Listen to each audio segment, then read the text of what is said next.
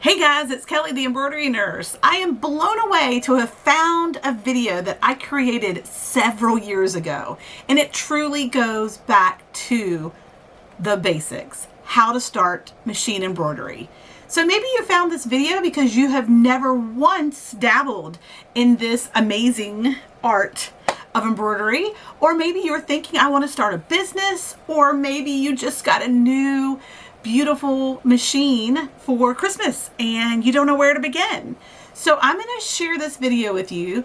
And now granted, this was a few years ago, but honestly, I rewatched it and everything that is in this video is true today. Everything. I do wear glasses now and probably have a few more grays, but other than that, everything is exactly as it was taught several years ago. So welcome to Machine Embroidery.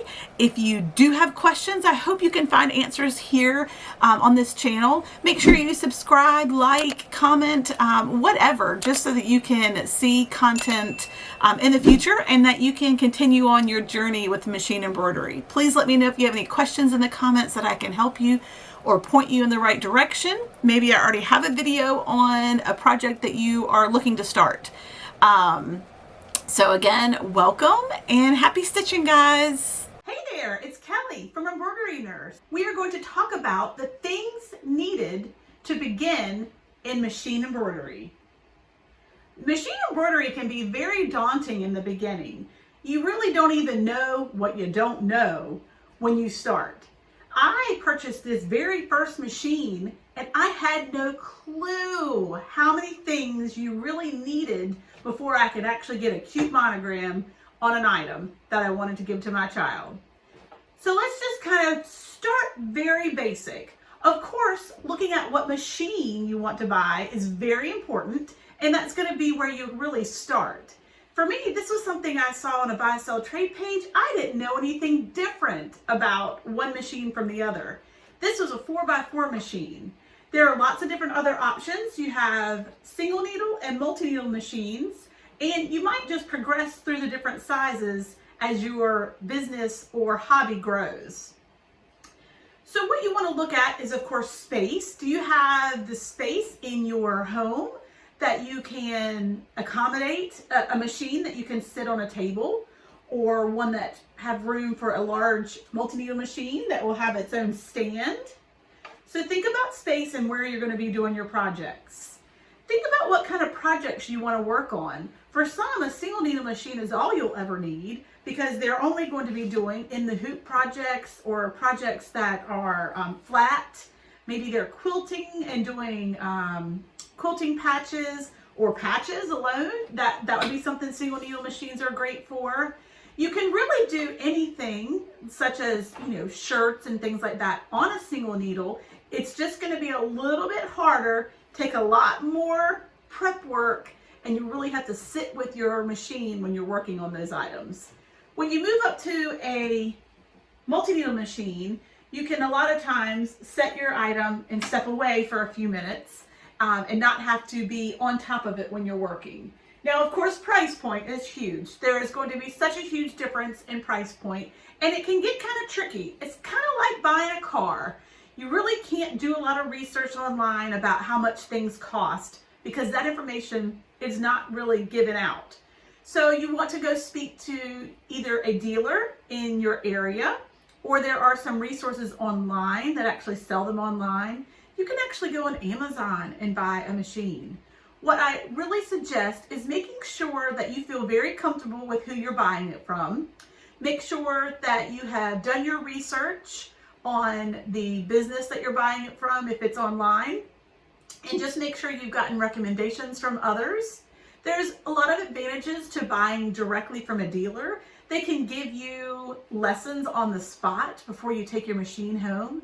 They can actually take the machine out of the box and make sure everything's working well. When I bought my first machine, the dealer that I worked with actually allows 20% off in their store for the remainder of the time that you shop with them. So there are definite advantages to purchasing from a dealer in your local area. Now, some people don't have availability to purchase a machine in their area because there are no shops that do that where they live. So you can certainly look online. There are some good resources about where you can purchase machines. And they're also, like I said, you can buy them from things like Amazon. Now, Amazon will back up if there's an issue, but they're not going to be able to teach you anything about the machine itself. So there are resources where you can look, just like here. There's also resources on YouTube and other outlets where you can get tutorials that you can help learn your specifics of your machines. So a machine is very important. That is the first step in what you want to do with machine embroidery. Now again, the price point for a single needle machine, of course, is going to be a lot less than a multi-needle machine. There's also some machines that just have one thread availability at the top. So this is actually a 6-needle machine, and they are all the way up to 16 needle machines. There's also some that are multi-head machines, meaning they're going to be mass production. These are going to be machines where you are stitching the same item all at the same time. If you have a 2-head machine, both machines are doing the exact same thing at the exact same time. That would be more for logo wear, hats, or if you're working for a bigger company. So one of the biggest differences in the machines that you purchase are going to be the size that you're able to embroider. So with a smaller single needle machine, you might only have a space that's 4 inches by 4 inches as the largest size you can actually embroider.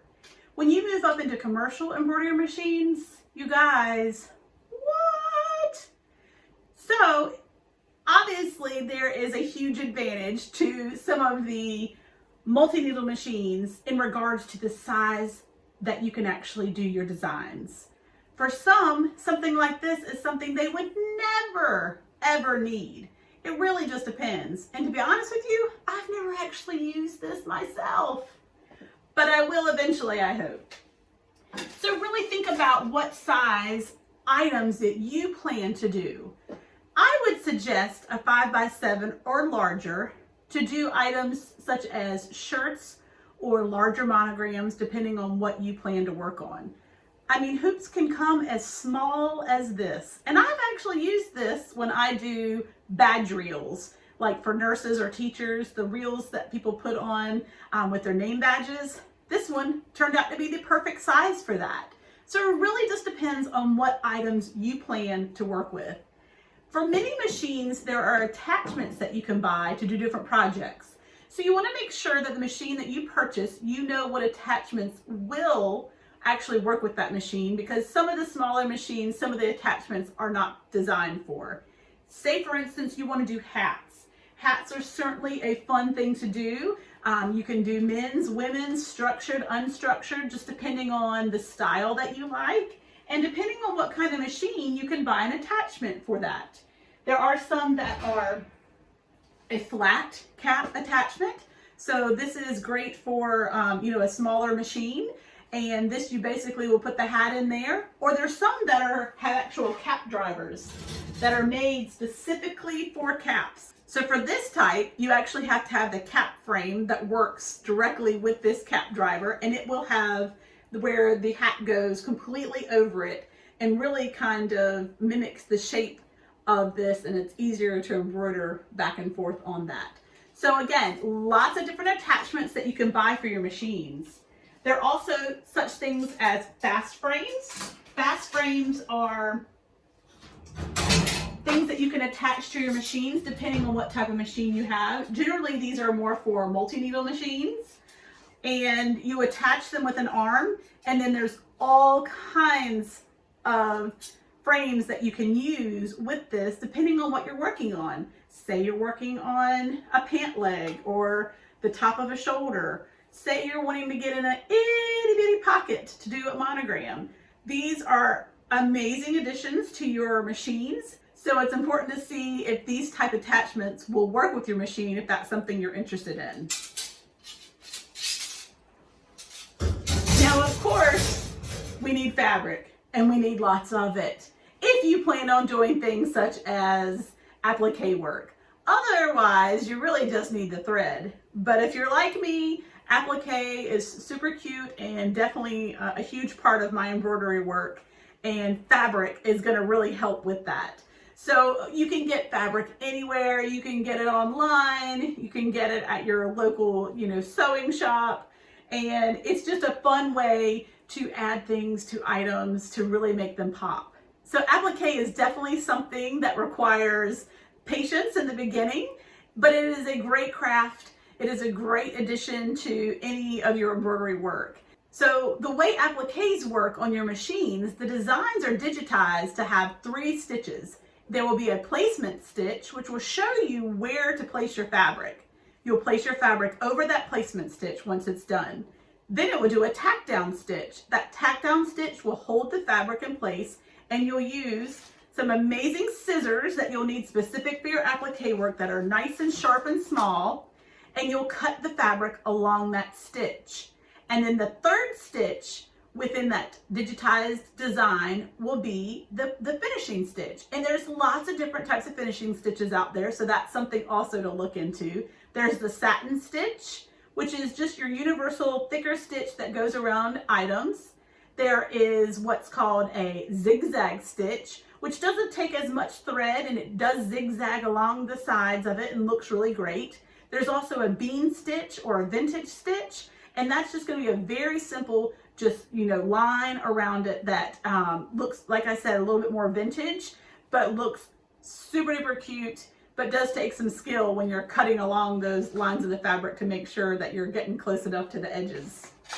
So fabric is certainly fun. If you do plan on selling items that you embroider, you're going to also want to make sure you're taking great pictures. Pictures are key. So after you make any item, even from day one, take pictures of everything you make. For one, it's fun to watch the progression from day one of the first item you made until just a few months later after you've really nailed down how everything works, what supplies work best for you, what designs you're gravitating towards.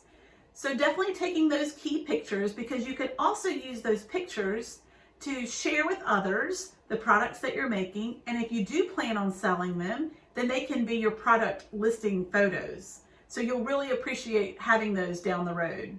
So next thing, once you get your machine, my machine literally sat in the corner before I could figure out how to get anything from the computer onto my actual embroidery machine, onto my actual item. It took me forever. And I quickly learned that software was what I needed to make the designs that I wanted to be able to stitch out. There are some functions with different machines where they come with some designs and some fonts preloaded on them. So do your research when you get your machine and see if those things are going to be helpful for you. For myself, I knew there were so many amazing designs out there, and there are so many on Creative Fabrica if you haven't already checked them out, that I knew I wanted to be able to download those designs and be able to use them on products that I wanted to do for myself and for my shop. So with that being said, you're definitely going to want software if that's the route that you want to go. There's several different softwares out there, and any of them really are going to be very helpful. They're going to allow you to make monograms where you have letters of different sizes. They are going to allow you to add in, fonts. They're going to allow you to merge designs. If you want to do, a birthday design with a balloon and the number 3 and a name underneath it. This software that you purchase will allow you to make all those designs, save them, put them on a USB, either plug it into your machine if that's how your machine is designed, or actually put it in a USB and put it in your machine for you to be able to stitch it out. So software is very important, and I would highly recommend you doing your research and finding the software that best fits your needs, because some of them do different things. If you think down the road you actually want to make your own designs, that would be digitizing software. So you might want to look for software that includes both if that's something that you're interested in doing or something that you think you might like to do later on. I've not yet jumped into digitizing because there's so many amazing digitizers out there right now. I'm just going to let them have at it, and I will enjoy all the wonderful things they make that allow me to continue to run my business. So after you get your software, again, there are so many things that you're going to need to get started. Of course, thread. Thread. You've got to have thread, and you're going to want to have a lot of it because you almost want every color under the sun. And let me tell you guys, my favorite color is pink. Can you tell? There are so many different colors of pink out there. You will be just baffled. It's crazy, especially if you're trying to match colors. I don't enjoy matching colors when it comes to doing different outfits. I prefer to do coordinating colors. That way it's not so hard. So you're going to want to pick which thread works best. And I can't tell you exactly what will work best for your machine. It is kind of crazy. The machines sometimes have a mind of their own, and some of them work better with some threads than others. So there's a lot of different types of threads out there, but you do specifically want to have embroidery thread, and they come in different sizes. You can get a smaller spool, or you can get these big old spools that are this size, just depending on your machine and what it can hold, and then how often you're going to use a color. So for some colors, a small, thread spool, it might be all you need. And especially for some of those off colors that you don't use that often. And then others, you're going to want these big old spools so that you can have, use of it for quite some time. So like your whites and your blacks and your reds and your navies, those are great to have in this color or this size. So thread is very important. And again, there's a lot of different brands. A lot of them, work wonders. You'll want to, like I said, figure out which works best with your machine, and you might even try a couple out and decide that you really like one over the other. There's some that have a nice sheen to them. Some people don't like the nice sheen. So it just depends on what look you're going for, but that is definitely something you're going to want to purchase and have plenty on hand. So another thing you're going to want to have is stabilizers, and stabilizers are very confusing about figuring out what you need to stabilize your items when you're embroidering. You're going to want to have cutaway stabilizer, tearaway stabilizer, sticky stabilizer, water soluble stabilizer. You're also going to want to have tender touch, which is something you put on the back of your stitching. So I'm going to go over these just really quickly and just give you kind of a high-level overview of the different things you would use them for. So when you talk about sticky stabilizer, that would be for items that you literally are going to want to stick the item to. If you're doing a bag, if you're doing a lunchbox, if you're doing anything that you need the item to really adhere to, sticky stabilizer is going to be what you need. And this is a tearaway stabilizer. When you're done, you literally tear it off on the back, and all that's left is the stitching. So this is used for a lot of products. We have right here just the regular tearaway. So if you have items that sticky is not a good idea for instance, towels, you don't want to put this on the back of a towel and then start pulling out all the strings of your towel when you're working your items, or a fuzzy blanket or a minky blanket. Sticky stabilizer would not work well. But tearaway would work really good. And you just want a lightweight tearaway stabilizer. You might want a heavier weight stabilizer if you're doing things that are heavy in weight. That would be more helpful so it wouldn't tear. So you're going to want a tearaway. You're also going to want a cutaway. I do a lot with no-show poly mesh because I do a lot of t-shirts. I do a lot of clothing for children. So no-show poly mesh is a very lightweight cutaway permanent stabilizer. So it stays on the back after you're done. And I use white for a lot of what I do so that it doesn't actually show through from the front of the shirt. Since I do a lot of things for kids, I do put a soft lining on the back, on the inside of the shirt, so on the back side of the stitching. That way it doesn't allow the stitching to be itchy or scratchy against whoever is wearing it. So a soft backing that's fusible is very helpful if you're doing those type items. Water-soluble stabilizer, you might have heard of that. This is going to be helpful when you're doing any items that have a nap to them. And a nap would be like a towel, any kind of texture, anything that's not flat. It's really good to do a water-soluble stabilizer, and this you actually put on top. So you'll have a stabilizer on bottom that's holding your item to it, and then the water-soluble stabilizer, you actually put it on the top. And it helps prevent the stitches from sinking in to the item that you're doing. So when you have items with a nap to them, this will really help lift your stitching up so it doesn't get lost. So when you're doing fleece, minky, or any towel, this is really going to help your stitches pop and look good and not get lost in the fabric. Heat and bond light. This is something that I really recommend for anybody that's going to do applique work. That's what this is used for. You actually fuse this to your fabric that you're going to use in your appliques, and it's going to help prevent any kind of shredding or tearing, and it just really makes it a cute finished product. You'll iron it when you're done as well, and it'll adhere the fabric that you just stitched to the shirt onto your item.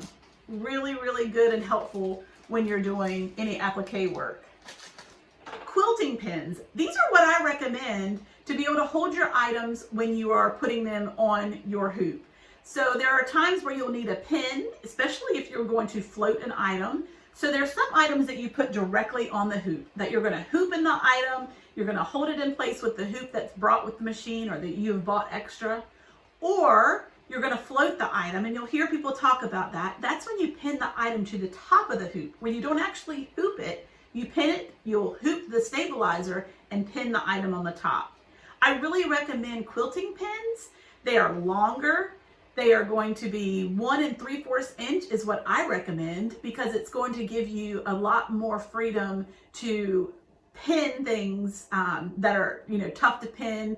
It gives you more room to be able to do that. So a quilting pin is going to be really helpful. And I definitely get the kind that are magnetic so that I can have it throughout my room where I can put it on my little magnetic base. I have them, by my machines, and I have them by my project table so that I can always have them on hand.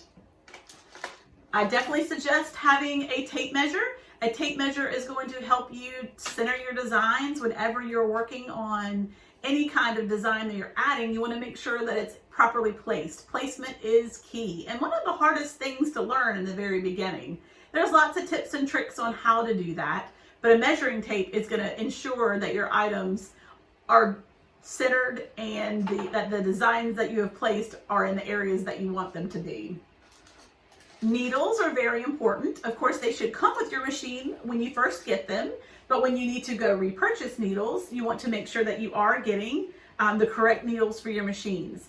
Now, there's lots of different information out there about what needles are appropriate for what projects or what types of fabric that you're working on, but I really suggest having a universal needle such as a Microtex needle. This is just a sharp needle, and it's 80-12. So they actually have numbers, and that talks about, how thick they are. There's lots of different sizes that needles come in, but I really feel like the 80-12 is very universal for almost any project that you might be working on.